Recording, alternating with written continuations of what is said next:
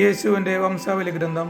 അബ്രാഹത്തിൻ്റെ പുത്രനായ ദാവീദിൻ്റെ പുത്രൻ യേശു ക്രിസ്തുവിൻ്റെ വംശാവലി ഗ്രന്ഥം. അബ്രാഹാം ഇസ്ഹാക്കിൻ്റെ പിതാവായിരുന്നു.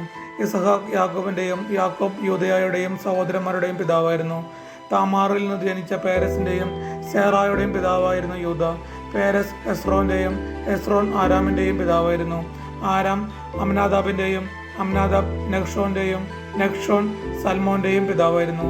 സൽമോൻ റഹാബിൽ നിന്ന് ജനിച്ച ബോവാസിൻ്റെയും, ബോവാസ് റൂത്തിൽ നിന്ന് ജനിച്ച ഓബദിൻ്റെയും, ഓബദ് ജസ്സയുടെയും, ജസ്സ ദാവീദ് രാജാവിൻ്റെയും പിതാവായിരുന്നു. ദാവീദ് ഊറിയായുടെ ഭാര്യയിൽ നിന്ന് ജനിച്ച സോളമൻ്റെ പിതാവായിരുന്നു.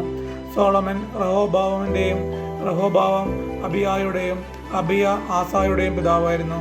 ആസ യോസഫത്തിൻ്റെയും, യോസഫാത്ത് യോറാമിൻ്റെയും, യോറാം ഓസിയായുടെയും, ഓസിയ യോദാമിൻ്റെയും, യോദാം ആഹാസിൻ്റെയും, ആഹാസ് ഹെസക്കിയായുടെയും, ഹെസക്കിയ മനാസയുടെയും, മനാസെ ആമോസിൻ്റെയും, ആമോസ് ജോസിയായുടെയും പിതാവായിരുന്നു.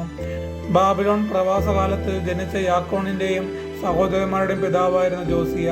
യക്കോണിയ ബാബിലോൺ പ്രവാസത്തിന് ശേഷം ജനിച്ച സലാത്തിയാലിൻ്റെയും, സലാത്തിയൽ സൊറോബാബേലിൻ്റെയും പിതാവായിരുന്നു.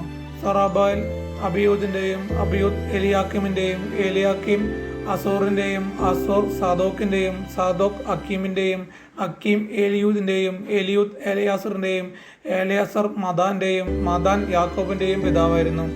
യാക്കോബ് മറിയത്തിൻ്റെ ഭർത്താവായ ജോസഫിൻ്റെ പിതാവായിരുന്നു. അവളിൽ നിന്ന് ക്രിസ്തു എന്ന് വിളിക്കപ്പെടുന്ന യേശു ജനിച്ചു. ഇങ്ങനെ അബ്രഹാം മുതൽ ദാവീദ് വരെ 14, ദാവീദ് മുതൽ ബാബിലോൺ പ്രവാസം വരെ 14, ബാബിലോൺ പ്രവാസം മുതൽ ക്രിസ്തു വരെ 14 തലമുറകളാണ് ആകെയുള്ളത്. വിശുദ്ധ മത്തായി 1:1 മുതൽ 17 വരെ.